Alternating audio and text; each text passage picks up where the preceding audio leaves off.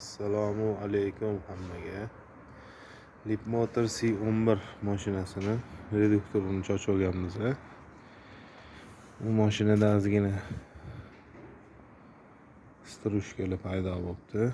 Nima sababdan desanglar, o'ziga tegishli moy quyilmagan. Nima moy? ATF 9 quyilishi kerak. 9 HP korobkaniki. Именно bu mashinani o'zini reduktor moyi yo'q. Bunga mexanika korobka 75-90 moy quyib qo'yishgan.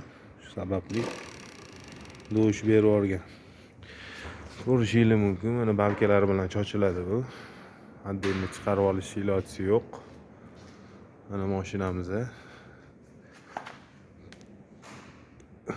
Polni yechib olganmiz. Supportlari qoladi o'zida. Shtekerlar uziladi, akkumulyator uziladi. Mashinani polni quplab keyin chochilinadi.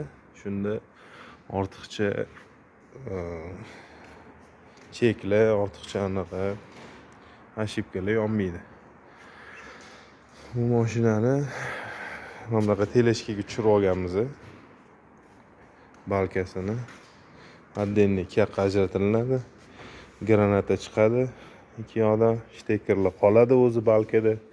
Klipsalarida zavodskoy bo'lib, faqat shteker chiqarsak bo'ldi. Hop, 3 ta podushkasi bor. 3 ta podushkada o'tiradi bu. Yana o'zini joyiga shu yerga yig'ilinadi. Pashivnisini almashtirib qo'yib yuboriladi. Motori mana. Elektromotor. Mashina harakatlanganda bularni kalotkasi nimaga uzoqqa yetishini sababi mana elektromotor bo'ladi. Qo'lda aylantirsanglar aylanmaydi. Gazdan oyog'inglarni olsanglar mana shu o'zi sekin to'xtaydi. O'zi to'xtashining sababi shu, keyin avtohold. O'zi to'xtatib oladi mashinani. Holisi shu.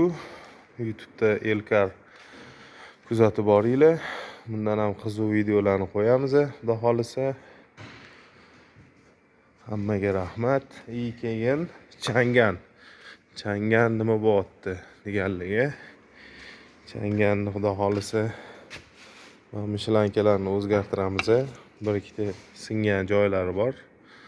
Motor atrofida plasmas, kranshtayn, patrubka shularni qo'yib, xudo xolisa yig'amiz. Changanni motori qanaqa bo'ladi deganlarga mana 2 litrli turbina motori bo'ladi. Sep motorli bo'ladi bu. Turbinali, mana turbinalari. Xudo xolisa buni ham yig'ib zavod qilib qo'yamiz. Hammaga rahmat. Sog' bo'linglar, salomat bo'linglar.